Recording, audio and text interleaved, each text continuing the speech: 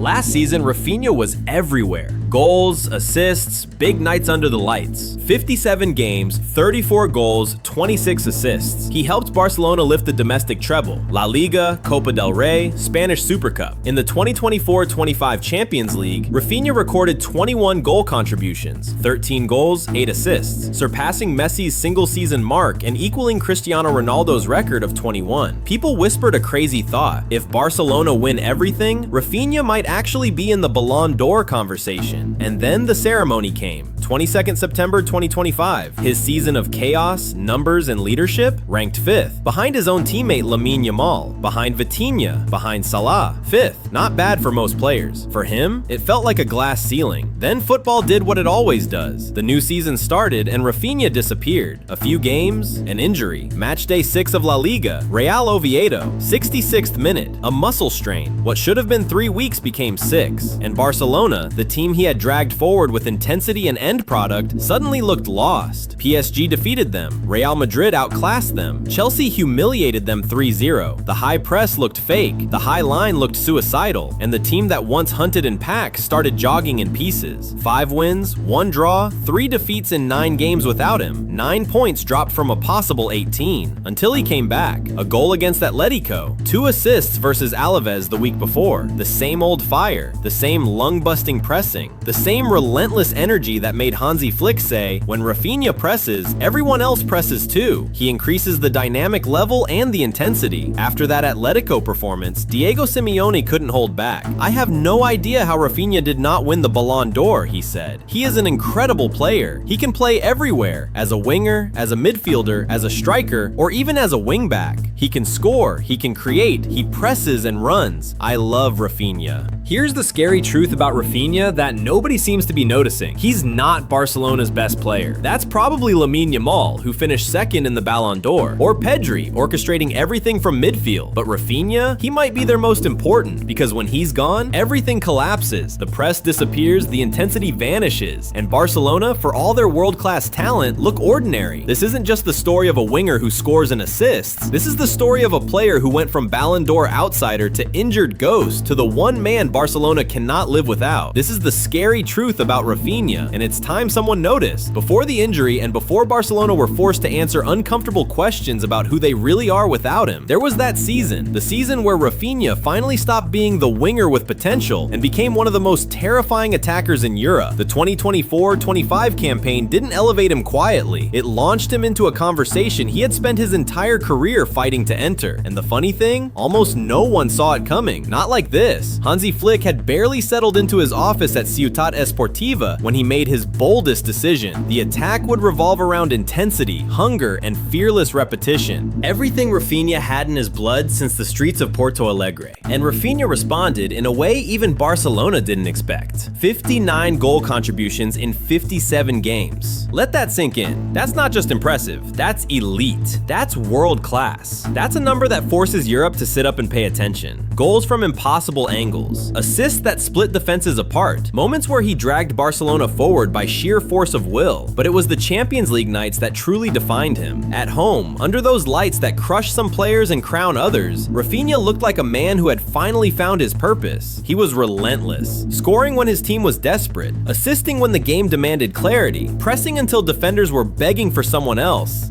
anyone else, to take over his zone. This wasn't just good form, this was dominance. And because football is obsessed with reward, recognition, and hierarchy, his breakout had a natural destination, the Ballon d'Or. The nominees were announced on August 7th, 2025. The ceremony took place on September 22nd. Journalists had him in their top 3. Pundits called him the soul of Flick's Barcelona. Even rival fans reluctantly admitted what was happening. He's up there, it's top 3 for sure. This wasn't hype, this wasn't agenda. This was a footballer at the absolute peak of his craft. Barcelona supporters expected respect, not the trophy. Maybe that was too much to ask, but respect. And then, 5th place. Behind the giants of the sport, yes, but still lower than many believed he deserved. Lower than his numbers suggested. Lower than his influence demanded. And for the first time that year, Raphinha looked human. Not angry, not broken, just quiet. Because players will never say it out loud, but moments like that hurt. When you carry your team through an entire season, when you drag them through impossible stretches, when you give everything you have, and still the world looks somewhere else. But here's the truth. That Ballon d'Or moment didn't define Raphinha. It sharpened him. Because if you watched him after that ceremony, his football spoke with even more purpose. More lightning in his runs, more venom in his shots, more responsibility on his shoulders. He didn't play like a winger chasing applause anymore. He played like a leader who understood exactly what he meant to his team. Barcelona knew it, the fans felt it, opponents feared it, and that's why what happened next, the injury, the collapse, the chaos, hit Barcelona harder than anything they've experienced in years. Because once a team experiences a season with a player like this,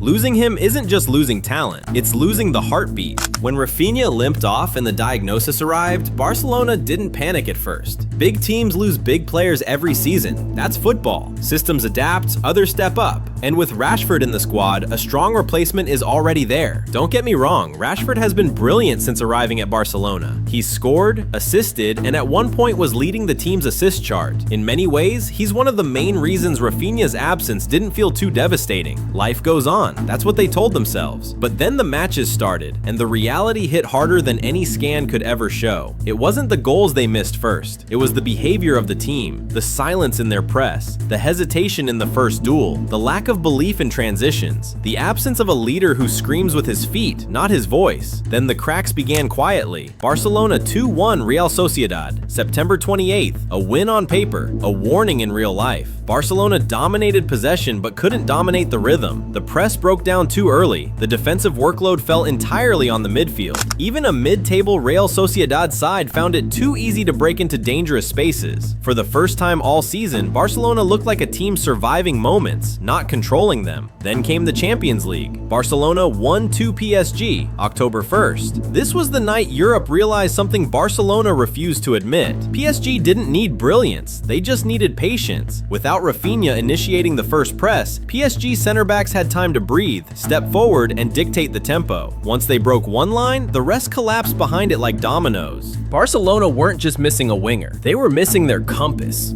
And then came Sevilla. Sevilla 4-1 Barcelona, October 5th, the night everything fell apart. Sevilla didn't outplay Barcelona. They outworked them. They ran harder. They pressed braver. They punished every gap that Raphinha used to cover by instinct. Barcelona's high line was exposed. Their midfield stretched until it snapped. The attack disconnected from the rest of the team. Without their trigger, Flick's entire structure cracked in half. 4 goals conceded, at home, to a team Barcelona should have beaten comfortably. This wasn't bad luck. This was a crisis. The wins didn't help either. Barcelona 2-1 Girona, October 18th, a win that felt like a loss. Girona created too many chances. Their counters were too easy. Barcelona needed individual moments of brilliance just to survive. Every second half felt like a coin toss, not a plan. Barcelona 6-1 Olympiacos, October 21st, 6 goals, total dominance, against 10 men, but even in a thrashing, the cracks showed. Olympiacos, down to 10 men, still created cheap transitions, still found space too easily. A strong team doesn't shake this much. A strong team doesn't look this unsure of itself. Then came the benchmark. Real Madrid 2-1 Barcelona, October 26, El Clásico. Madrid didn't need magic, they just targeted what every opponent now saw clearly. Barcelona's right side had lost its heartbeat. Without Raphinha's relentless pressure, Flick's high line was naked. Madrid sliced through it in 3 passes, not because Barcelona were bad, but because they were incomplete.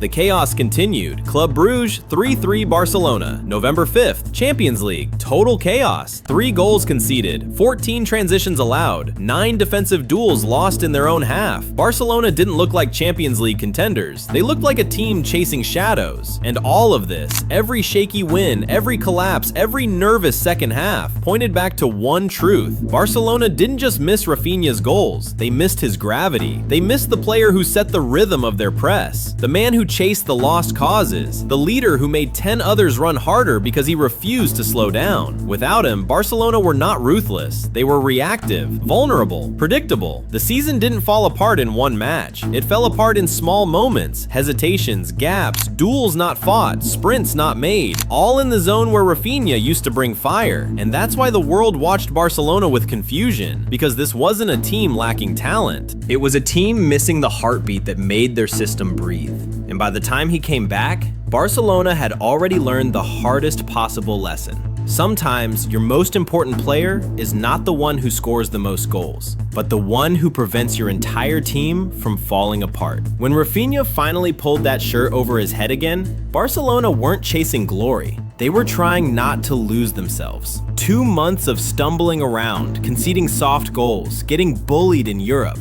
Every conversation ended the same way. Imagine this lot with Raphinha on the pitch. November 22nd, 2025. Athletic Club versus Barcelona. The kind of ground that can smell weakness from the tunnel. Flick kept him benched initially. No dramatics, no cavalry charge. Just a simple idea. Feel grass under your boots again. 81st minute, 1 substitute. No goal, no assist, 1 shot that curled wide. On paper, forgettable. But sometimes paper doesn't capture what happens to a team's pulse. For the first time in weeks, Barcelona had someone up top actually hunting the ball rather than standing around waiting for it. Pressing center backs, barking at midfielders to push up with him, demanding it to feet.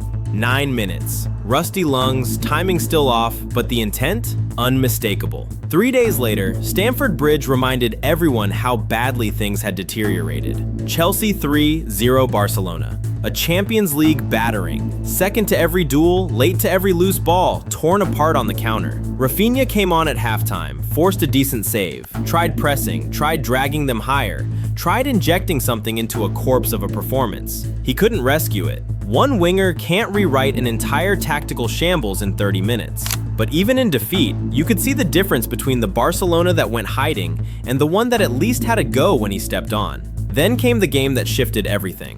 November 29th, Camp Nou, Barcelona versus Alaves. Flick put Raphinha straight back in from the start. No more tiptoeing. If this project meant anything, their most relentless forward had to be out there from kickoff. And from the first whistle, everything just looked quicker. Not perfect, not polished. Barcelona actually went behind early. But every time Alaves tried playing out, there he was. Sprinting, waving arms, screaming at Lamine Yamal and Dani Olmo to squeeze up. That Flick press, which had looked completely broken without him, suddenly had its leader back. 2 assists in a 3-1 win. 1 weighted pass that carved them open. Another unselfish moment in the box when he could have been greedy. The stats say 2 assists, 3-1, top of LaLiga. What they don't say, his intensity lifted everyone. Yamal looked freed up, constantly finding space because defenders were being dragged all over the shop by Raphinha's runs. Olmo's movement between the lines made sense again because someone was actually stretching the back line and pressing from the front. The midfield's job got easier because the opposition couldn't settle. After the match, Flick kept it simple. Raphinha gives us dynamism. We've missed him. When he starts pressing, everyone's ready to follow. You don't say that about just any winger. You say that about the player who sets the temperature. The offensive impact was obvious. More chances, more goals. But the defensive numbers told an even deeper story. With Raphinha on the pitch, Barcelona concede less. They win the ball higher up. They allow fewer passes in behind their aggressive line. They even catch teams offside more often because the press actually functions as a unit when he's leading it. He doesn't just help them score, he helps them survive. Then Atletico Madrid rolled into town. December 2nd, Camp Nou, a game that felt bigger than 3 points. Was Barcelona a genuine title contender or just flattering to deceive? Atletico were flying, confident, organized, ready to punish any sloppiness. Barcelona went behind, again. In recent weeks, that would have felt like the start of another collapse. But this time, the response had bite. Higher press, quicker to second balls. Koundé Kubarsi, Martin and Balde looked less exposed because the front line was actually doing its job. And Raphinha didn't disappear. He scored the equalizer in a 3-1 comeback. Not some overhead wonder, not a screamer from distance, but the type of goal that tells you more about his mentality than any highlight reel. Arriving in the right area, backing himself, finishing with conviction when someone needed to step up. By full time, the narrative had completely flipped. 2 big La Liga wins, top of the table, and a pattern impossible to ignore. Barcelona's win rate jumps when he starts, goals scored go up, goals conceded drop. With him, they look structured going forward and organized without the ball. Without him, they look like a talented bunch still searching for a pulse. On the panels and fan channels, the language got bolder. Not one of their best players, not an important winger, but Barcelona's most important player. Not the most talented, not the smoothest technician, but the one whose presence changes how the entire team behaves. The one who presses first so others believe they can. The one who chases lost causes and makes it contagious. The one who, after nearly 2 months out, came back and immediately reminded everyone that intensity is a skill too. Raphinha's return hasn't magically fixed everything. Barcelona still waste chances, still have defensive lapses, still have plenty to work on. Flick knows it, but there's a clear before and after. Before his injury, they looked like a team being led from the front by someone playing the best football of his life. Without him, they looked like a system running on empty. Now he's back. One truth is getting harder to argue with. When Raphinha's on the pitch, Barcelona don't just play better football, they believe in it again. In a team full of prodigies and superstars, it's almost strange that the player holding everything together is the one who rarely asks for attention. Raphinha isn't the flashiest name at Barcelona, not the youngest, not the most marketable, but he is the pulse. His injury showed it, his absence exposed it, his return confirmed it. Barcelona can play beautiful football without him, but with him, they play with purpose. He lifts their intensity, sharpens their press, gives their attack identity and their defense protection. He gives their fans something to believe in. And maybe that's the biggest truth. Raphinha doesn't just make Barcelona better, he makes them Barcelona again. Some players score goals, some entertain, but a rare few elevate the entire team simply by stepping on the pitch. Right now, no one in that squad does it like him. The season's long, challenges will grow, mistakes will come, but as long as Raphinha's there, sprinting, pressing, shouting, leading, Barcelona will always have a chance.